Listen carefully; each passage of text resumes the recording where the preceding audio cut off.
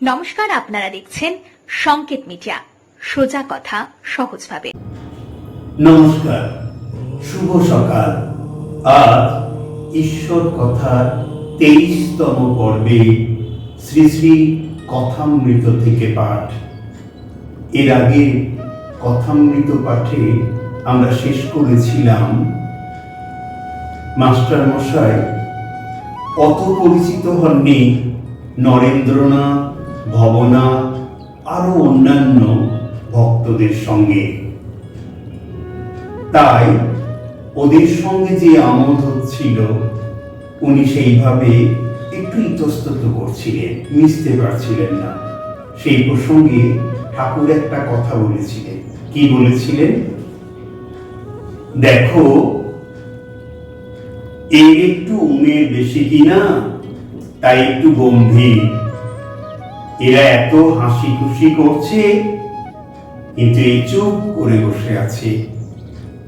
মাস্টারের বয়স তখন 27 বছর হইবে। কথা কইতে কইতে পরম ভক্ত হনুমানের কথা উঠিল। হনুমানের পট একখানি ঠাকুরের ঘরে দেয়ালে ছিল। ঠাকুর বললেন, দেখো হনুমানের কি ভাব, ধন মান দেহসুখ কিছুই চাই না, কেবল ভগবানকে চায়। যখন স্ফটিক স্তম্ভ থেকে ব্রহ্মাস্ত্র নিয়ে পালাচ্ছে, তখন মন্দোদরী অনেক রকম ফল নিয়ে লোভ দেখাতে লাগলো। ভাবলে ফলের লোভে নেমে এসে অস্ত্রটা যদি ফেলে দেয়। কিন্তু হনুমান ভুলবার ছেলে নয়। সে বললে, শ্রীরাম কল্পতরু, আমার কি ফলের অভাব? পেয়েছি যে ফল, জনম সফল। মোক্ষ ফলের বৃক্ষ রাম হৃদয়ে। শ্রীরাম কল্পতরু মূলে বসে রই। যখন যে ফল বাঞ্ছা, সেই ফল প্রাপ্ত হই। ফলের কথা কই, ও ফল গ্রাহক নই। যাব তোদের প্রতিফল যে দিয়ে। সমাধি মন্দিরে আবার নিষ্পন্দ সমাধি। স্থিমিত লোচন, দেহ স্থির, বসিয়া আছে। ফটোগ্রাফে যেরূপ ছবি দেখা যায়, ভক্তেরা এই রূপ এত হাসি খুশি করিতেছিলে। এখন সকলেই এক দৃষ্টি হইয়া ঠাকুরের সেই অদ্ভুত অবস্থা নিরীক্ষণ করিতেছেন। সমাধি অবস্থা মাস্টার এই দ্বিতীয়বার দর্শন। অনেকক্ষণ পরে এই অবস্থার পরিবর্তন হলো। দেহ শিথিল হলো, মুখ সহাস্য হলো। ইন্দ্রিয়গণ আবার নিজের কার্যে রত হলো। চক্ষের কোণ দিয়ে আনন্দাশ্রু বিসর্জন করিতে করিতে ঠাকুর রাম রাম উচ্চারণ করিতেছে। মাস্টার ভাবিতে লাগিলেন, এই মহাপুরুষ কি ছেলেদের সঙ্গে ফচকিনি করিতেছিল? তখন ঠিক যেন 5 বছরের বালক। ঠাকুর পূর্ববৎ প্রকৃতিস্থ হইয়া আবার প্রাকৃত লোকের ন্যায় ব্যবহার করিতেছেন। মাস্টারকে ও নরেন্দ্রকে সম্বোধন করিয়া বলিলেন, পরিচয় হয়নি, ঠাকুর একটু পরিচয় করিয়ে দিচ্ছেন।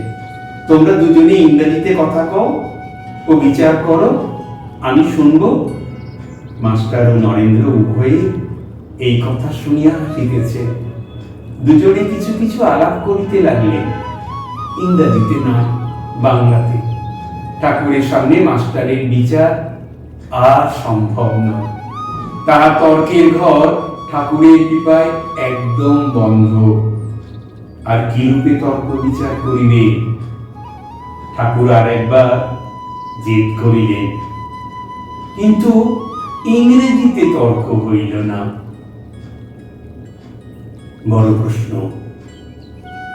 অন্তরঙ্গ সঙ্গী যখন আছে, আমি কে? 5টা বাজে আছে। ভক্ত কয়টি যে যার বাড়িতে চলিয়া গেলেন, কেবল মাস্টার আর নরেন্দ্র রহিলেন। নরেন্দ্র গাড়ু লইয়া হাঁসপুকুরের ও ঝাউতলার দিকে মুখ ধুইতে গেলেন। মাস্টার ঠাকুর বাড়ি এদিক ওদিক পাইচারি করিতেছেন। কিয়ৎক্ষণ পরে কুঠির কাছ দিয়া ঠাকুর হাঁসপুকুরের দিকে আসিতে লাগিলেন। দেখিলেন পুকুরের দক্ষিণ দিকের সিঁড়ির চাতালের উপর শ্রীরামকৃষ্ণ দাঁড়াইয়া, নরেন্দ্র গাড়ু হাতে করিয়া মুখ ধুইয়া দাঁড়াইয়া আছে। ঠাকুর বলিতেছেন, দেখ, আর একটু বেশি বেশি আসবি। সবে নতুন আসছিস কিনা? প্রথম আলাপের পর নতুন সকলেই ঘন ঘন আসে, যেমন নতুন পতি। নরেন্দ্র মাস্টারের হাস্য। কেমন রে, আসবি তো? নরেন্দ্র ব্রহ্ম সমাজের ছেলে। হাসিতে হাসিতে বলিলেন, হ্যাঁ, চেষ্টা করব। সকলে কুঠির পথ দিয়া ঠাকুরের ঘরে আসিতেছে। কুঠির কাছে মাস্টারকে ঠাকুর বলিলেন, দেখো, চাষারা হাটে গরু কিনতে যায়। তারা ভালো গরু মন্দ গরু বেশ চেনে। লেজের নিচে হাত দিয়ে দেখে। কোন গরু লেজে হাত দিলে শুয়ে পড়ে, সে গরু কেনে না। যে গরু লেজে হাত দিলে তিরিং মিরিং করে লাফিয়ে ওঠে, সে গরুকেই পছন্দ করে। নরেন্দ্র সেই গরুর জাত, ভিতরে খুব তেজ। এই বলিয়া ঠাকুর হাসিতেছে। আবার কোন কোন লোক আছে যেন চিরের ফলার, আঁট নেই, জোর নেই, ভ্যাত ভ্যাত করছে। সন্ধ্যা হইল। ঠাকুর ঈশ্বর চিন্তা করিতেছে। মাস্টারকে বলিলেন, তুমি নরেন্দ্রের সঙ্গে আলাপ করোগে, আমায় বলবে কিরকম ছেলে। আরতি হইয়া গেল। মাস্টার অনেকক্ষণ পরে চাঁদনির পশ্চিম ধারে নরেন্দ্রকে দেখিতে পাইলেন। পরস্পর আলাপ হইতে লাগিল। নরেন্দ্র বলিলে, আমি সাধারণ বর্গ সমাজে কলেজে পড়িতেছি, ইত্যাদি ইত্যাদি। রাত হইয়াছে। মাস্টার এবার বিদায় গ্রহণ করিবে, কিন্তু যাইতে আর পারিতেছেন না। তাই নরেন্দ্র নিকট হইতে আসিয়া ঠাকুর শ্রীরামকৃষ্ণকে খুঁজিতে লাগিলেন। তাহার গান শুনিয়া হৃদয় মন মুক্ত হইয়াছে। বড় সাধ যে আবার তার শ্রীমুখে গান শুনিতে পান। খুঁজিতে খুঁজিতে দেখিলেন মা কালীর মন্দিরের সম্মুখে নাট মন্দিরের মধ্যে একাকী ঠাকুর পদচারণা করিতেছে। মার মন্দিরের মার দুই পার্শ্বে আলোক জ্বলিতেছে। বৃহৎ নাথ মন্দিরে একটি আলো জ্বলিতেছে, ক্ষীণ আলো।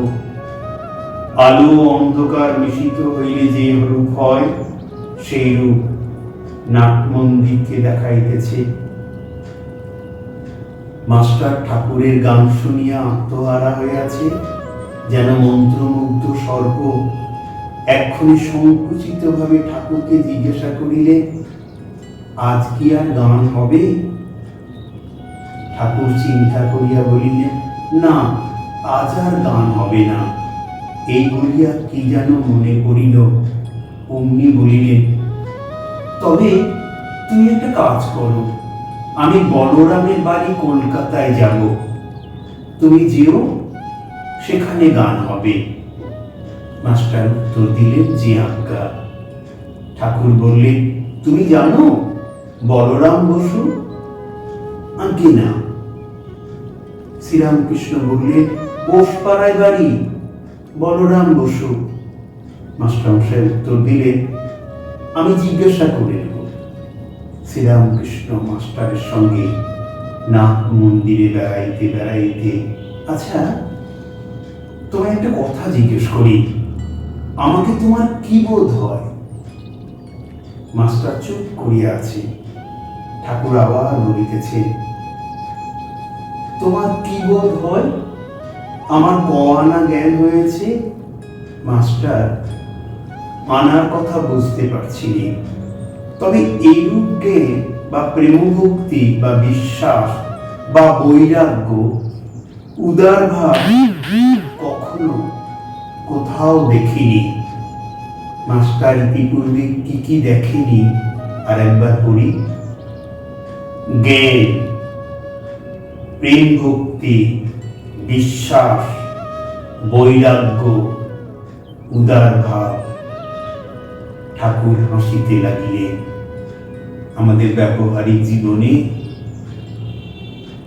এই যে গুণের কথা, যা মাস্টারমশাই আগে দেখেনি, সেই গুণের যদি আমরা অধিকারী হই, আমরাও মনে হয় ঈশ্বরে উন্নীত হতে পারি। কথাটা বিবেকানন্দের কাছ থেকে ধার নিয়ে বললাম। জন্মেছি মানুষ হয়ে, প্রমাণ করতে হবে যে আমরা ঈশ্বরে উন্নীত হতে পারি। আজ এই পর্যন্তই। ঠাকুরের আশীর্বাদী হাত আপনাদের মাথায় পড়ুক। ভালো থাকুন। নমস্কার। আগামীকাল ঈশ্বর কথার 24তম পর্বে গীতা থেকে পাঠ করব। Subscribe our channel. Press the bell icon.